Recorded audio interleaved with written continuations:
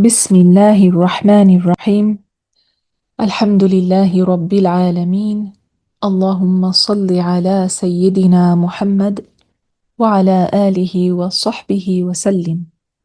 I ask Allah Ta'ala to grant us all the sincere intention and the proper comprehension. Allahumma ameen. The author said, the chapter of Zakah, section on the items upon which zakah is due, the wealth upon which it is necessary to pay zakah, and then it lists several things. So if you don't have any of these things, then you aren't obligated to learn about them. So if there's something on the list that you don't have, then you can cross it off the list of the things that you need to learn, that you're obligated to learn, because it doesn't apply to you. So number one is the camels, the cows, and the water buffaloes, and the ghanam, and that includes sheep and goats. Number two, gold and silver coins, jewelry or utensils.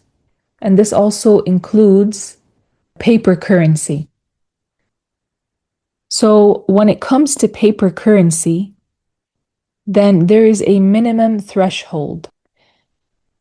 And to keep this basic, the minimum threshold for paper currency, it was perhaps around 300 pounds. But the price of silver is changing rapidly, and so you would need to check that.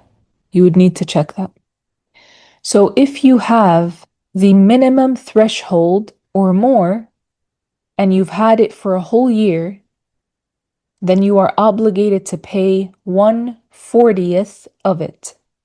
1/40th of it. And you would count all the money that you have in all of your bank accounts. Some people have several bank accounts. Also, you may have some money that is stashed at home, that is saved at home in cash, for example. You might have some coins. You might have some money in this bag and money in that pocket and money in this purse.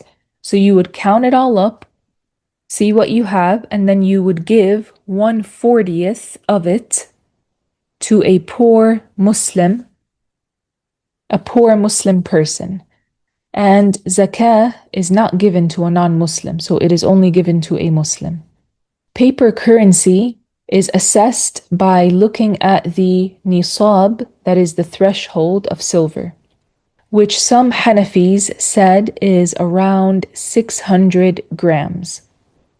So for example, if one had 1,000 pounds, or like $2,000, for example, in savings, but let's give the example right now of 1,000 pounds, 1,000 British pounds.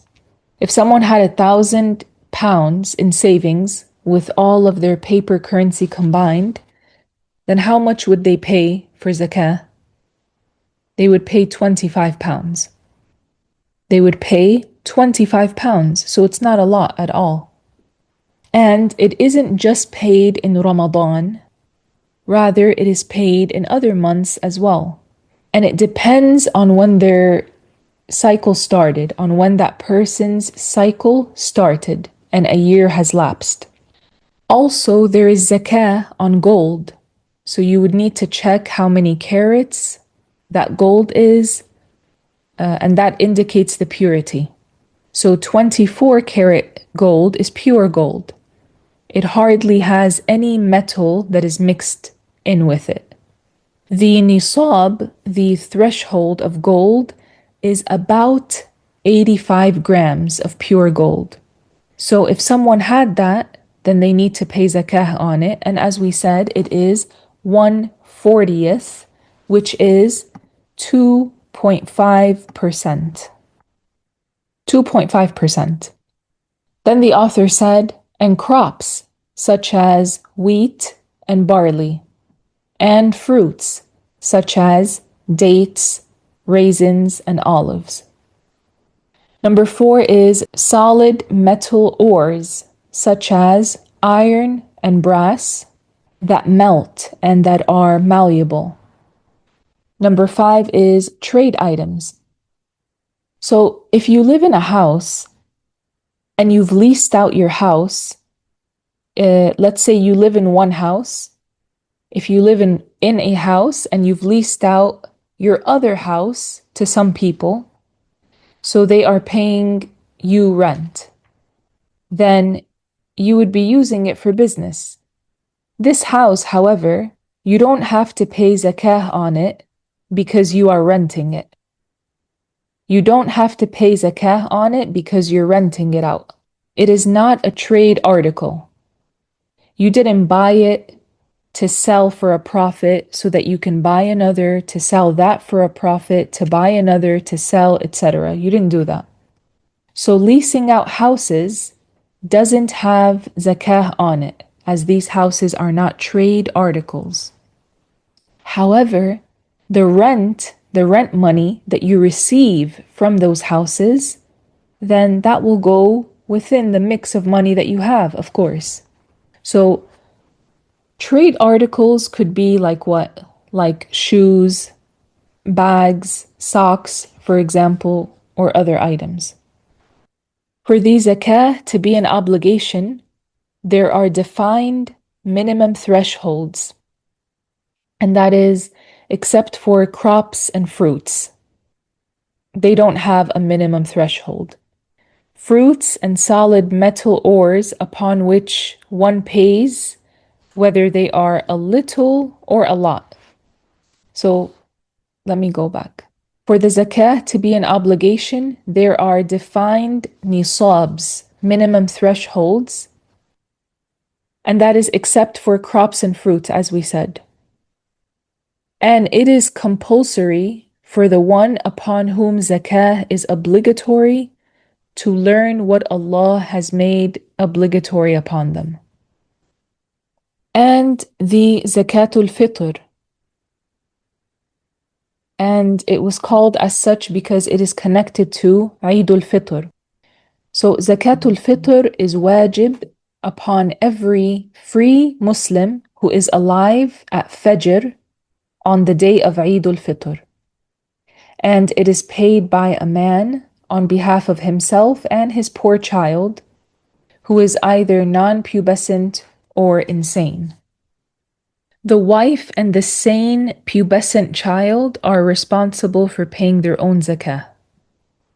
For each person, half of a saw of wheat is due, or 1 saw of dates or barley. So what is a saw? 1 saw is 4 muds, and the Hanafi mud is larger than the Shafi'i mud. And the mud is the fill of 2 average-sized cupped hands. When you cup your hands together, for example, and you fill your hands with something. Hence, the Hanafi saw is equivalent to 6 Shafi'i muds. So, for each person, half of a saw of wheat is due, or 1 saw of dates or barley. Zakatul fitr, similar to zakah on other wealth, is due if one owned the equivalent of the nisab. In addition to what is needed for one's debts, clothing, lodging, and furniture, for their horse, for their weapon, and family needs. So if a person had what they needed for all of these things, and they still have money in addition to that, which is equivalent to or more than the minimum threshold, then they are obligated to pay it.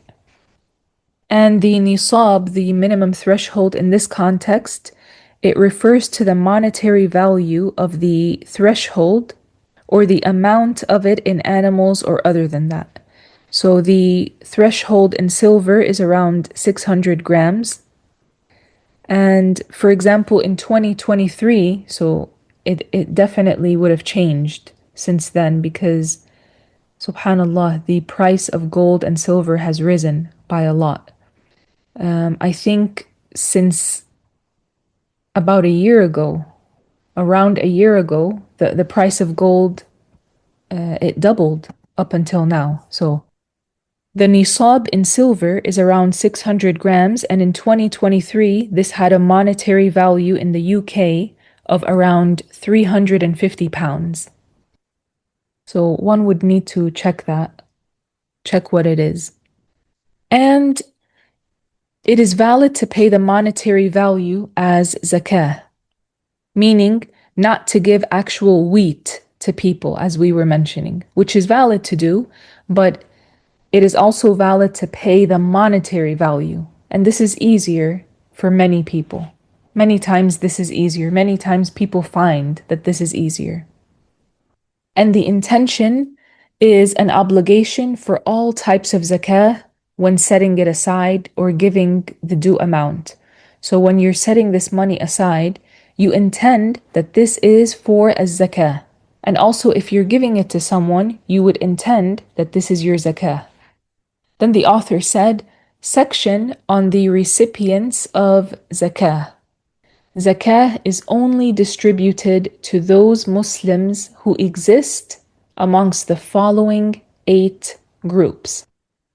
Number 1, the fuqara, and they are the poor Muslims who own less than the nisab. They own less than the minimum threshold. So they don't have some of their basic needs. These people in this category, they are people that do not have some of their basic needs. Like what? Like food, water, and shelter. So they deserve to take from the zakah. So the zakah that we give for the sake of Allah, it can only go to these 8 groups of people. And one of them is the poor Muslim. And they have specific attributes like these people. Like we said, the faqir is the one who does not have some of their basic needs, like food, water, and shelter. Number 2 is al-masakin, and they are poor Muslims who might need to beg for some of their basic needs. So the miskin has nothing, basically. They are in a more dire situation than the faqir. They're both poor people, but one of them is in a more dire situation than the other. Number 3, al-amiluna alayha. The zakah workers who are assigned by the caliph to collect az-zakah. Nowadays, there are no zakah workers. And when some people collect az-zakah nowadays, to take it to another country, for example, like what some organizations do nowadays, they cannot buy plane tickets with the zakah money. And some people do that. They take that zakah money that people have given from their wealth, and it's supposed to only go to these 8 categories of people. What some people do is they misuse that money. They buy plane tickets with it, or they buy some food with it while they're traveling. They can't do that. That is not permissible. They are not zakah workers, these people that are taking this money and taking it to another country. They are not actual zakah workers. Although they're taking that money and bringing it to another country for deserving people in that country, they are not this type of person, min al-amilina alayha. They are not from those people. These are the zakah workers who are specifically assigned by the Khalifa of the Muslims. And right now we don't have a Khalifa. We don't have a Caliph. And so there are no zakah workers nowadays. Number 4 is al-mu'allafatu qulubuhum. And these are people whose hearts need to be reconciled. Now, these people, they are the new converts who need to be attracted to al-Islam so as to strengthen the Muslims in number. However, they don't exist nowadays according to the scholars. Subhanallah. The Hanafi scholars said that this group of people, these new converts who need to be attracted to Al-Islam so as to strengthen Muslims in number, no longer exist in this category. This is why new converts are no longer given from the money of zakah. However, if this matter arose again in the future, then once again this group could be given as zakah. But right now, it doesn't exist. It doesn't exist like this. Number 5 is al-riqab. Al-riqab, and they are the Muslim slaves who have a contract to purchase their freedom. They are slaves, and their masters said to them, for example, you are free with these conditions. And so they tell them to go and work, and they say, pay me a certain amount of money, and I'll give you your freedom. So religiously, we can help those people by producing their funds for an early emancipation. And number 6, al-gharimin or al-gharimun. Al-gharimun, they are those who are in debt, whether that debt is due now or later. So if their debt overwhelms their savings, then they would not pay as zakah. Such a person wouldn't pay as zakah if they have so much debt that it overwhelms their savings. It's way more than what they actually have saved. They wouldn't pay as zakah. Like if they have a loan, for example, and they owe more than their personal savings, and so they can be given from the zakah. They can be given from az-zakah. Number 7 is fi sabilillah. And fi sabilillah, this group of people, they are the poor voluntary soldiers, and it does not mean every charitable deed as some people mistakenly think. Because if you take the words fi sabilillah, when it is used in a general context, it means for the sake of Allah. So some people, because they didn't understand this matter properly and they didn't learn it properly, they thought that, oh, that means this is a door to give that money to any charitable deed, as long as it's for the sake of Allah.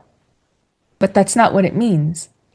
And had it been the case, then what's the point of mentioning 8 different groups? If this meant any charitable deed, like some people mistakenly think, then that would include everything, right? What's the point of differentiating between 8 different groups? So, fi sabilillah, it actually means the poor voluntary soldiers, and it does not mean every charitable deed.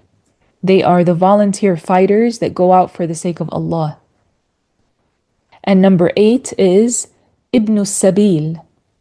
Ibn Sabil, this group includes the stranded travelers. They are the stranded travelers. Like who? Like, for example, someone who goes to another country and they lose their belongings. They lose their belongings, and this happens to people. And they lose their debit card, they lose all their money, their wallet is gone. What do? They lost everything. And they're in a different country, they're not at home, they're far from their home.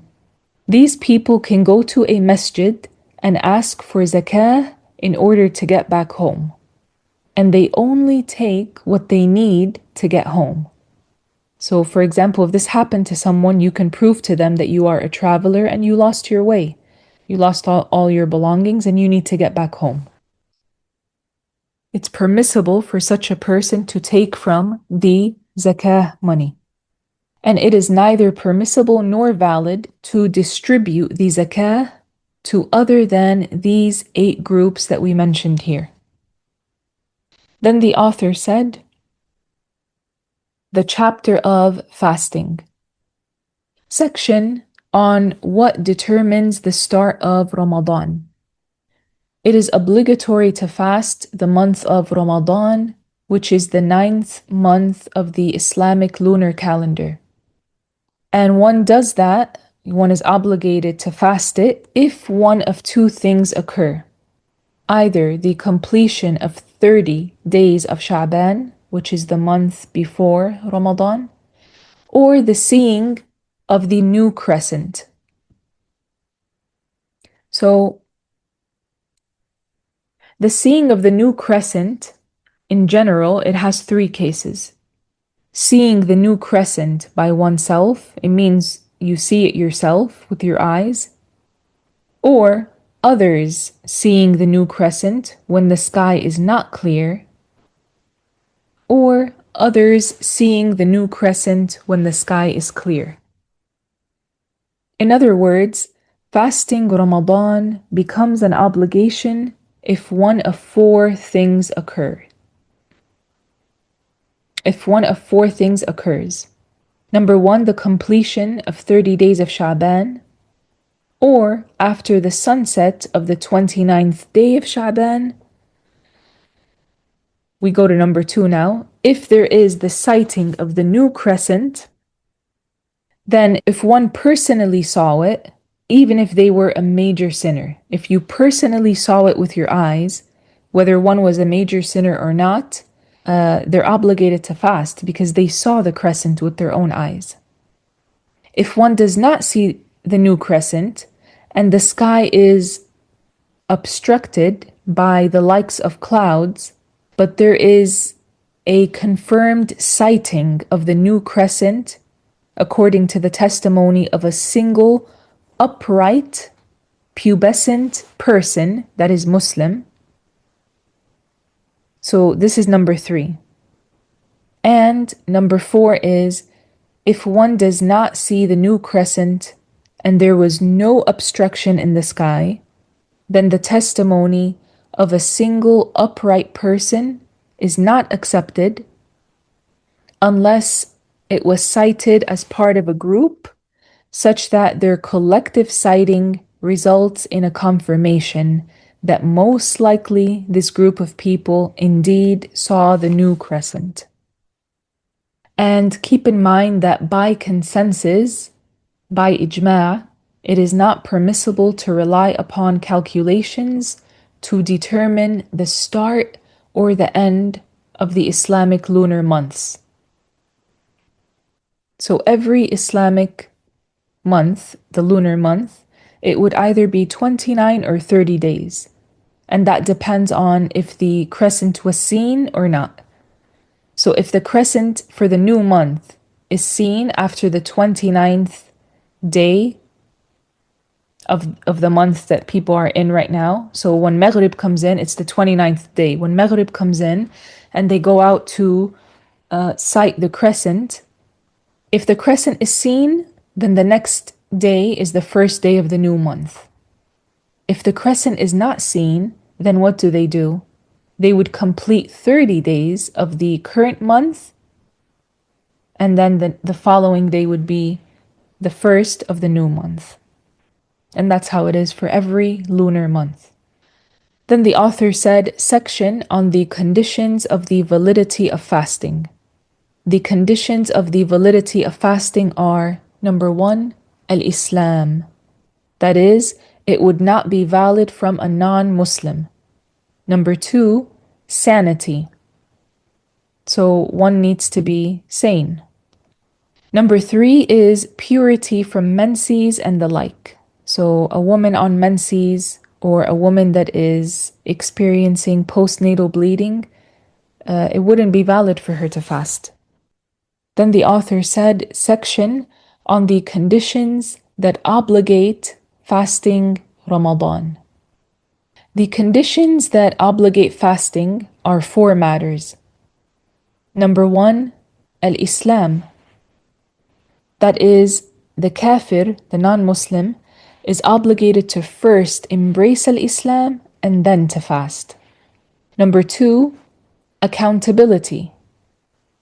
So that means pubescence and sanity. Number three, physical ability. That is, that the one who is unable to fast, due to sickness or old age, they would be excused. They would be excused. They're not obligated to fast. So the one that is obligated to fast, they need to be physically able to fast. And number 4 is residency. So that means that they are not a traveler at the start of Fajr. And the next section is the section on the integrals of fasting Ramadan. So there are 2 integrals of fasting Ramadan. They are, number 1, an intention for every day of the obligatory fast at night or before the Dhahwatul Kubra, the religious midday. And number 2 is avoiding what invalidates the fast from Fajr until Maghrib. So I'm not explaining much. We will go over this in a very basic way as we're doing right now. And insha'Allah ta'ala, next time we will have more details. Hopefully we get to give this again. And then we can go over more details. Then the author said, section on making up missed fasts and expiations. It is an obligation to make up the fast and fulfill an expiation if 1, without a religious excuse, invalidated a fast of Ramadan. So if a person didn't have a religious excuse and invalidated a fast of Ramadan by sexual intercourse or by eating or drinking what is nourishing or medicinal, then they are obligated to make up the fast and fulfill the expiation. And the expiation is to free a slave. And if unable, then they would fast 2 consecutive lunar months.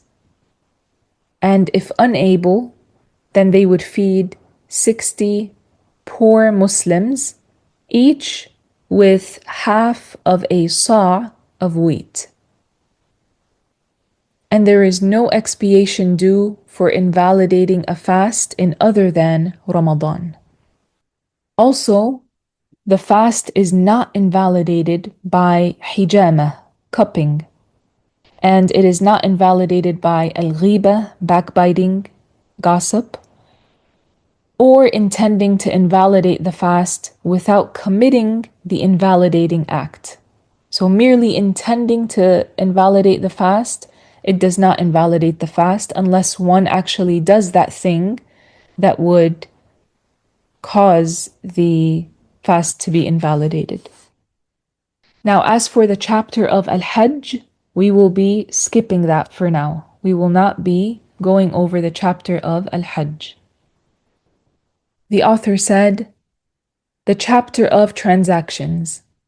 So transactions here means like buying, selling, hiring, and so on. Section on some general rules of selling. The one who wants to sell, buy, conduct a marriage contract, or conduct any other contract or transaction must learn how to do so in a valid way. So before you do something, you need to learn how to do it in a valid way. Not everything that is considered selling or buying today is actually a valid Islamic selling or buying. Some rules of buying and selling, they include that, for example, when selling, there must be an offer and an acceptance. And if the contract is conducted in Arabic, these must be expressed in the past tense. An offer is like if one says, I'll buy this from you for 10 pounds or for $10. That is an offer. Then the other person would say, for example, yes, I accept to sell it to you for that much. Some scholars said that this needs to happen. And it is not valid for the child who is not mentally discriminate or for the insane person to sell. So it's not valid for an insane person to sell something. And it's also not valid for the child who has not reached tamyiz yet, the capacity to differentiate between certain matters, to sell. And so what does that mean?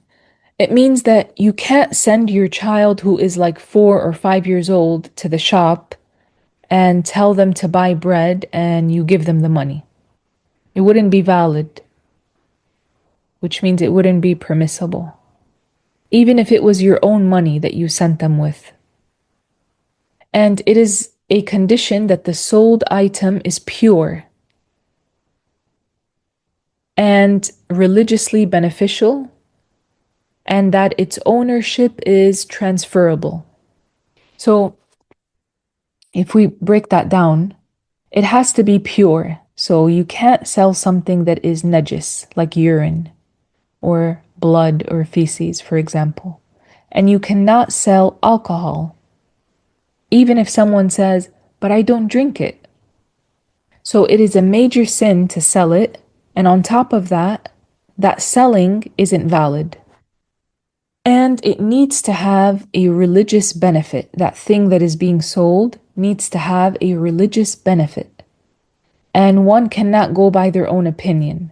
Rather, they need to learn these matters and what is considered religiously beneficial and what is not. The scholars said, for example, that pictures of people and animals cannot be sold. It is not valid to sell them.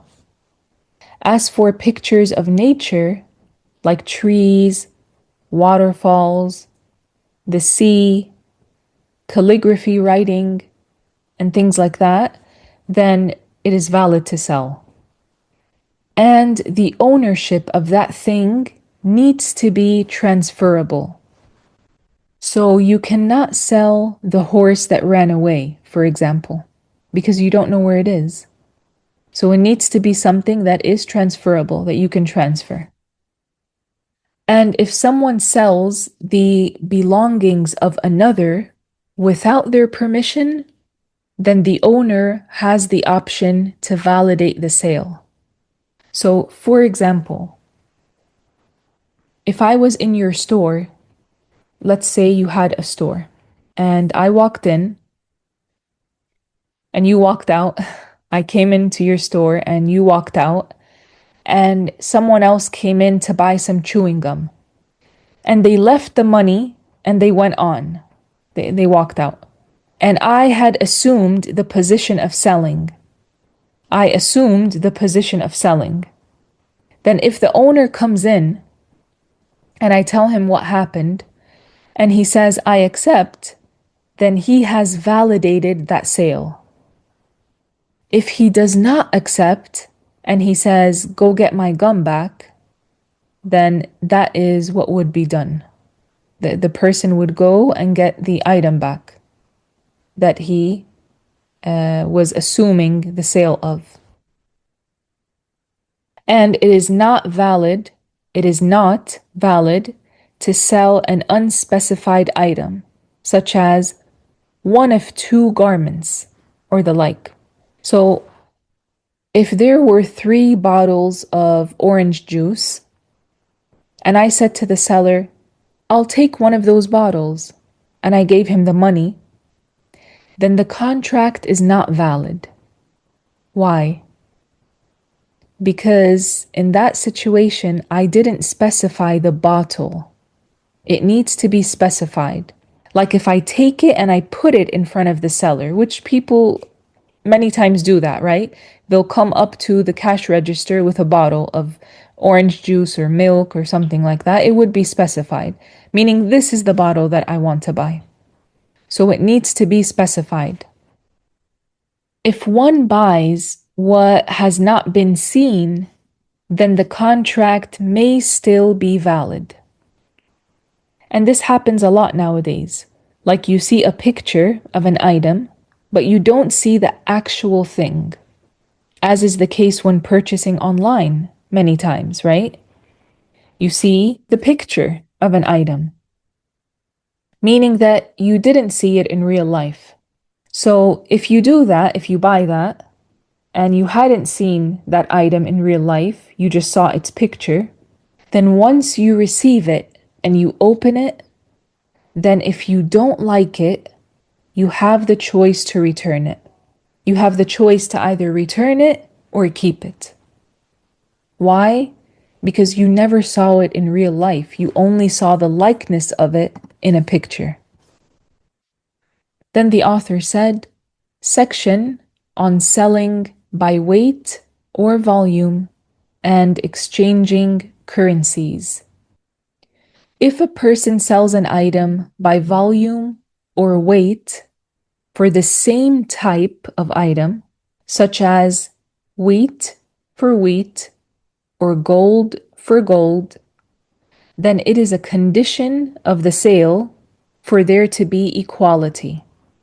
For there to be equality in volume or weight and immediacy. So there needs to be equality in volume or weight, and there needs to be immediacy. So you might be selling cashews, for example, or raisins, or dates, or almonds, or a type of food for the same type of food, or gold for gold. Then it is a condition for the sale that there is equality in volume or weight. The sold item and the purchased item have to be the same in weight if it was sold by weight, or else in volume if it was something that was sold by volume. There cannot be a difference. Immediacy means that the person cannot say, I sell you such and such with the condition that I'll give it to you tomorrow, not today. So here they made a condition to delay giving it to the buyer. And this is a lack of immediacy, and there needs to be immediacy, that is no delay. So the condition of delay makes the contract invalid.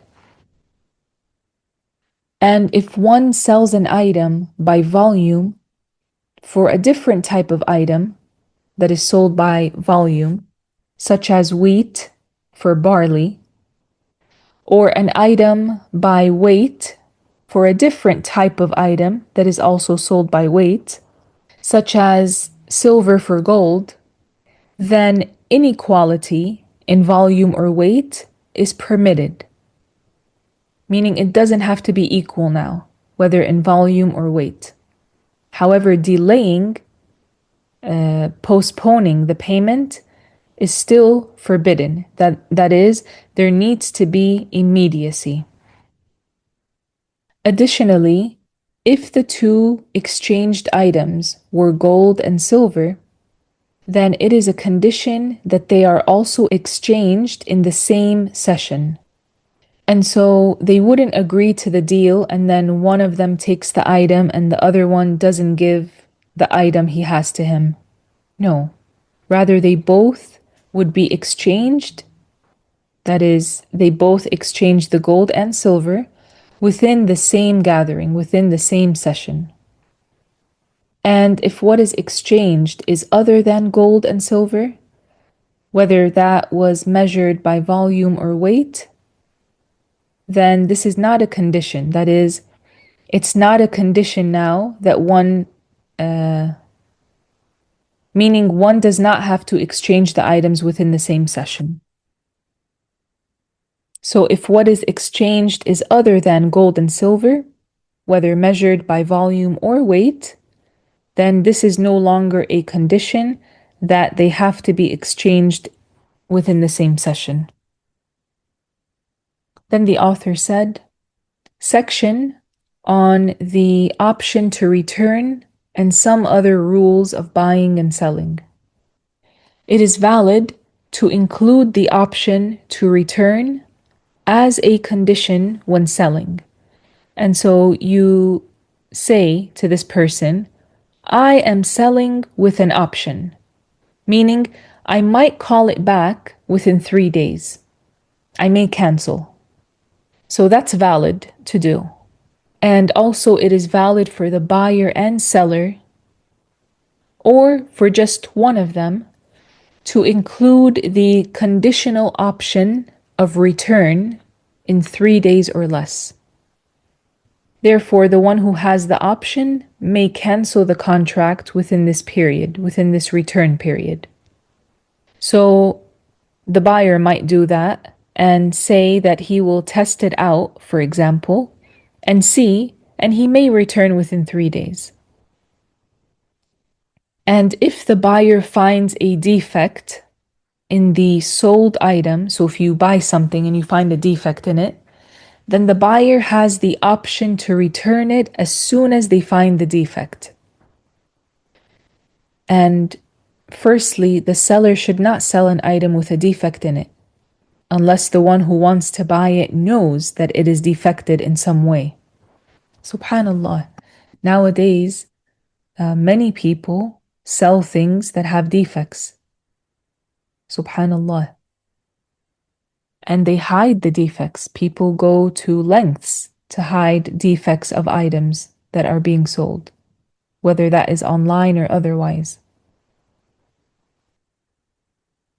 Subhanallah. There aren't many honest people when it comes to selling and buying. There aren't. When it comes to money, a lot of people cheat and lie and commit sins to get money, to increase their profit. Some people, they live like that and they get creative. They find ways, they get really creative to try and increase their profits, even if that comes at the expense of others. They're cheating others and they're dishonest, and this happens. So the seller shouldn't sell an item with a defect in it unless he told the buyer, hey, look, this is defected. This has this in it. So if you sell things online and they have whatever type of defect, let it be known. Let it be known. If you see it, let it be known. And that doesn't mean like, don't check the item. You should look at the item before you sell it so you know what you're selling. And if the buyer finds a defect in it, he needs to bring it back immediately. And it is not valid to sell a purchased item that is transportable, that is movable, until it is first received. So you cannot sell something that is movable before you receive it. So for example, if someone sold you something that they have at home and you accepted, you can't now turn around and sell it to someone else without first receiving it. And it is makruh tahrimi, meaning it's sinful, for a person to offer to buy something after his Muslim brother has agreed with the seller on an offer to buy that thing, except if it was with his Muslim brother's permission. So if that Muslim accepts for you to make an offer after he had already agreed with the seller on an offer, then you can do it now because he accepted for you to put in an offer as well. And likewise, it is makruh tahrimi, meaning it's sinful, to offer to sell someone something after you have already agreed with another Muslim on an offer to sell him that thing. So in the first case, it was if you were acting as the buyer. And in the second case, if you were the seller. If you were the seller as well, and you agreed with a Muslim to sell them something, you agreed with them on an offer, then you can't go now and sell it to someone else. And some people do that, subhanallah. They'll offer you, subhanallah, even Muslims will do that. And some people do things like this online as well. and an-najish, the author said, which is to bid higher for an item to deceive another.